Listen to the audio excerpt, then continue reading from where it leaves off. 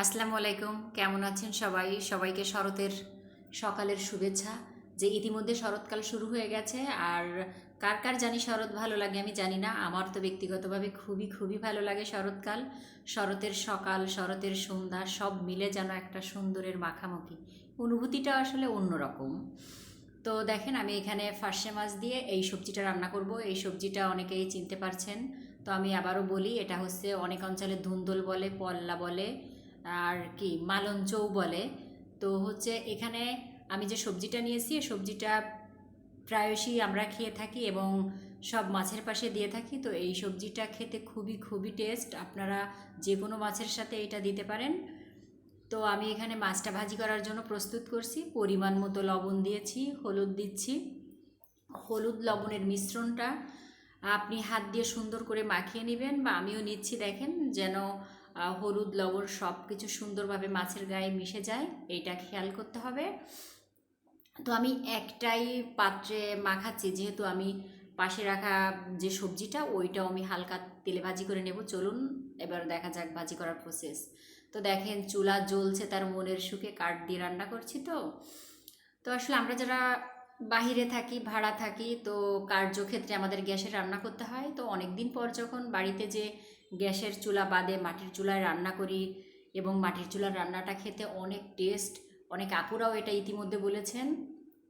তো আপনারাও যখন বাড়িতে যাবেন আমার মতো মাঝে মাঝে মাটির চুলায় রান্না খাবেন, তাহলে দেখবেন যে আসলে পরিতৃপ্তিটা অনেক আসবে। এবং আর সেটা যদি মায়ের হাতের রান্না হয় তাহলে তো আরও সুন্দর হবে। চুলাটাতে মানে কি আর বলবো, যে কাঠ দিলেই জ্বলে যাচ্ছে। হ্যাঁ, আরও যেহেতু বৃষ্টির ভিতরে ছিলাম বাড়িতে, তো রান্না বান্নাও আসলে আমি করেছি। তো দেখেন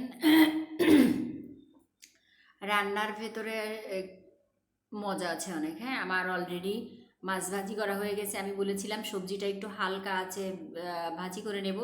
তো আমি সবজিটাকেও নেড়ে নিচ্ছি, কারণ ওখানে হলুদ লবণ মাখানোর পরে শুধু জাস্ট তেল দিয়েছি। তেল, ওইটা ভালো করে নেড়ে নিতে হবে।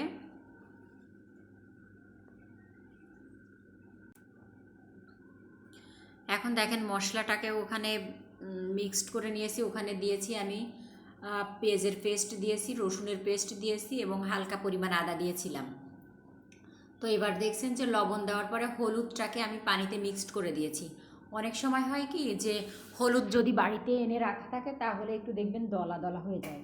তো ওই দলা সহ যদি সবজিতে দেওয়া হয় তাহলে ভালো হয় না, এই জন্য আলাদা মিক্সড করে নিলে হলুদটা মিশে যায়। তো দেখেন ওই যে কষানোর পরে আমি সেই পানি দিয়েছি পরিমাণ মতো, এবং হচ্ছে মাছ আর সবজিটাও দিয়ে দিয়েছি। ওখানে দেখতে পাচ্ছেন যে প্রায় রান্নার প্রক্রিয়াটা আমার শেষের দিকে চলে এসছে। তো হালকা আমি ঢেকে দিয়েছিলাম, দেখেন এখন মাখা মাখা ঝোল রয়েছে। আপনারা চাইলে যদি ঝোল আরও বেশি লাগে পানিটা আরও বেশি করে দিতে পারেন। তো আমরা আসলে আমাদের বাড়িতে ঝোল দিয়েছি। তো আল্লাহ হাফেজ, সবাই ভালো